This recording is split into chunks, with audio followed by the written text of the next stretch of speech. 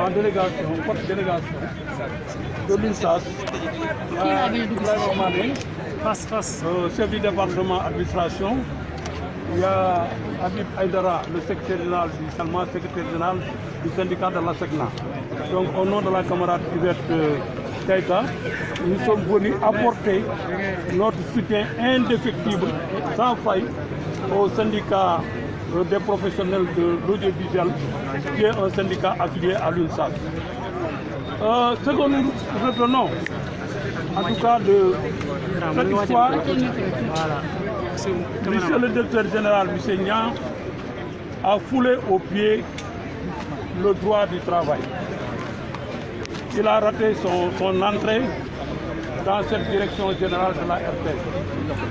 Il aurait pu débuter donc un acte de gestion beaucoup plus appréciable que de créer aujourd'hui un conflit ouvert entre la direction et le collège de délégués et tous les travailleurs de la RTS aujourd'hui, en tout cas, ont vu leurs droits ou leurs avantages aujourd'hui restreints par le fait de simplement, disons, des décisions unilatérales prises sans concertation préalable avec le collège des délégués du personnel.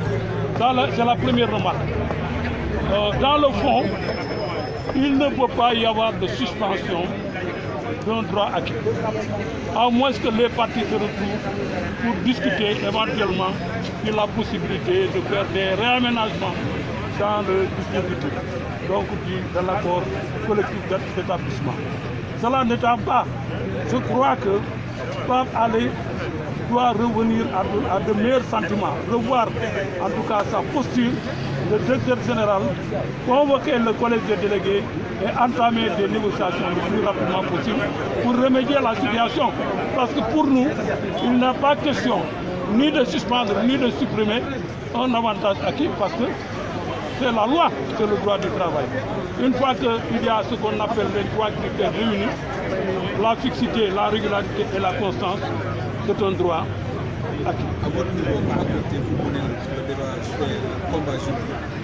Dans un premier temps, nous allons, dans les 48 heures, déposer une requête en bonne et due forme devant la Direction générale du travail pour ouvrir un contentieux, ce qu'on appelle le règlement du différent collectif de travail.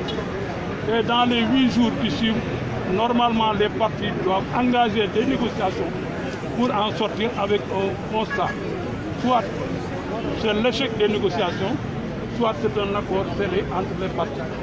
Une fois que l'accord est scellé et que M. Niang revise sa position, on reviendra à de meilleurs sentiments et le dialogue va se faire. S'il y a échec de la tentative de négociation, c'est le dépôt de préavis de grève.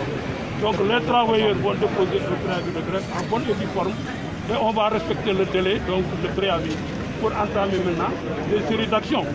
Et le SYMPAP ne sera pas seul dans cette action parce qu'il aura la solidarité de l'UNSAS et de toutes les autres centrales composantes de la coalition des centrales syndicales. Nous les avons rencontrés ce matin. Nous avons discuté sur l'ensemble des questions. Il ne s'agit pas simplement de l'agression faite par Pape Alé sur les travailleurs de la RTS, mais il s'agit également de beaucoup de violations, des agressions dans plusieurs secteurs d'activité. Les collectivités territoriales, au niveau de la SDE, au niveau de la santé, au niveau du port autonome de Dakar, et j'en passe, au niveau de la CNO. Je pense qu'il va falloir faire une forte mobilisation pour faire entendre raison, en tout cas le nouveau régime qui avait promis des moyens et merveilles à la jeunesse sénégalaise, des emplois, du travail décent et des avantages pour l'ensemble des populations. Au lieu maintenant de promouvoir, d'augmenter les salaires, d'augmenter les emplois, on est en train de restreindre les avantages des travailleurs de la RTS. Ça, c'est quand même regrettable. Et on n'en attendait pas de cela du président de la République, M. Diomaye Faye, et le Premier ministre Ousmane Sonko, parce que nous les interpellons.